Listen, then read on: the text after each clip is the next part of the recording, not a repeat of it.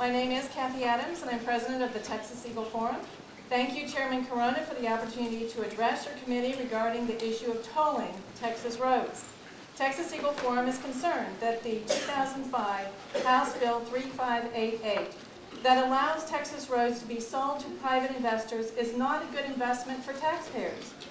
According to a Goldman Sachs presentation to the Texas Transportation Forum entitled "You Bet Your Assets," leveraging existing infrastructure, roads that are now owned by Texas taxpayers, a taxpayer asset, can be sold into public-private partnerships.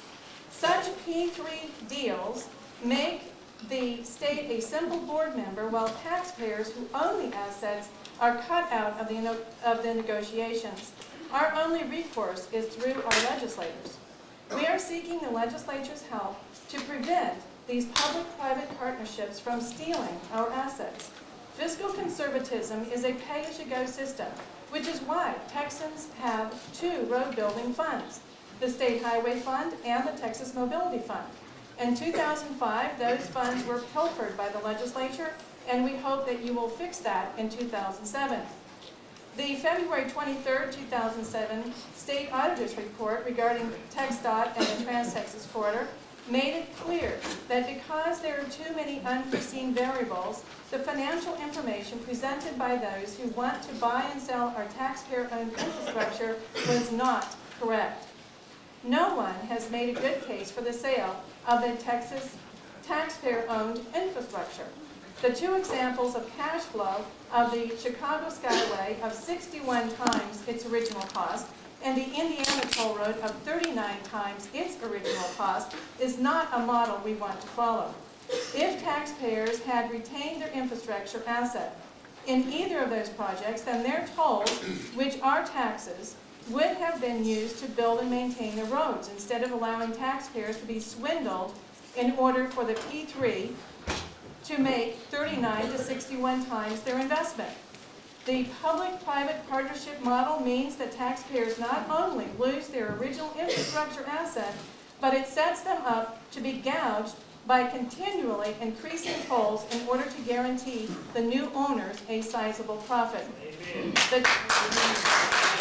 Texas Transportation Code allows the appointed politician, the Transportation Commissioner, to negotiate toll rates with a private company who is given the right to collect them. We don't want that in Texas.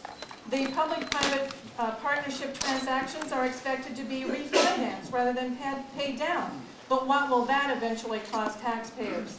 In closing, my sincere hope is that the Texas legislature will remember the independent spirit as proclaimed in the TxDOT logo. Don't mess with Texas. Taxpayers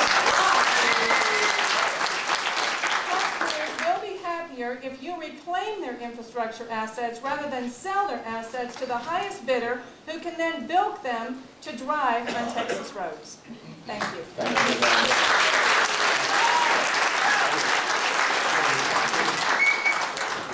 Ms. Adams, if you'll stand voted, Senator Chapman would like to ask you a question. Oh, sorry.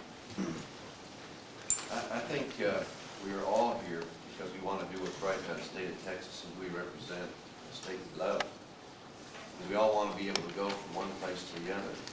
And the fact is, you got money to pay for about 1 of 3 of these projects.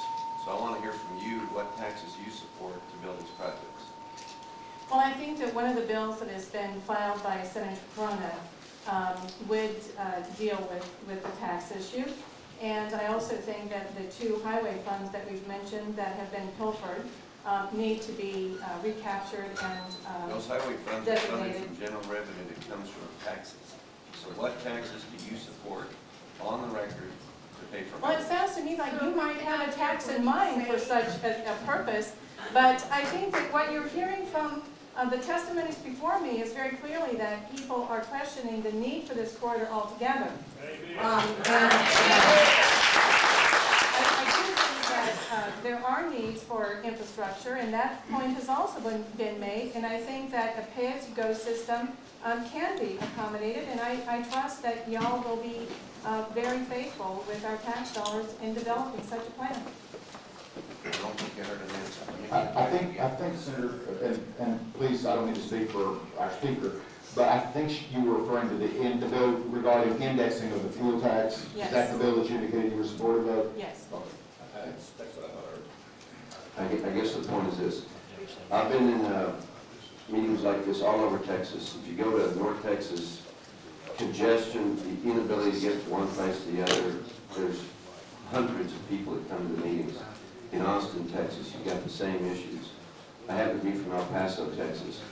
In fact, I got into politics from a big lawsuit where I filed a suit against TxDOT. That's another story. But what I want to hear from you is this. When you sit down and look at the needs of the state that's growing as we're growing, and you look at how many dollars that we have in the system, it comes down to where are you going to get the dollars to build the roads? And I want to hear from you, what taxes you support to build the roads? The tax that he's got is a gasoline tax. That's that bill. It's to index it and raise the tax on gasoline to pay for highways. Are you on record as supporting that bill? I think that the pay-as-you-go system is the conservative approach, and I believe that that is what Senator Corona is trying to do. And furthermore, I think that building within that infrastructure is going to be, and that tax infrastructure is going to be adequate for our state.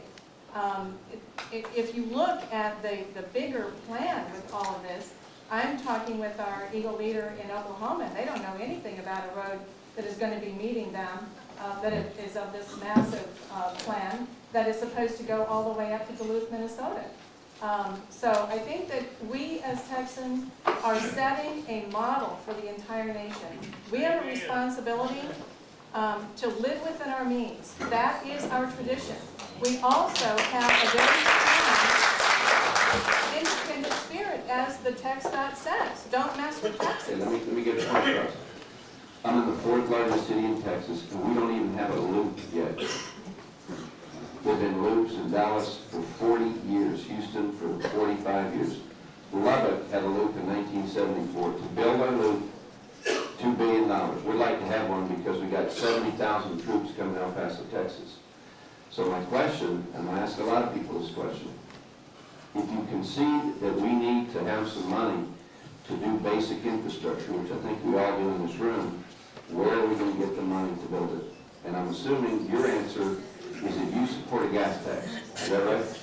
You support increasing the gas We have tax. a gas tax, and I think that Senator Corona is at least the only person that I have heard who is offering some idea of, rather than selling our infrastructure, of how we can pay for these. But that doesn't mean that you build every loop that every town wants in our state.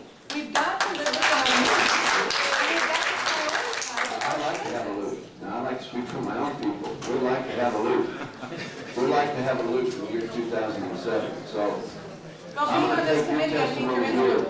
is that you are in favor of increasing the gas tax. Can I take that when I go talk to folks? I think I've answered that question so many times. Yeah.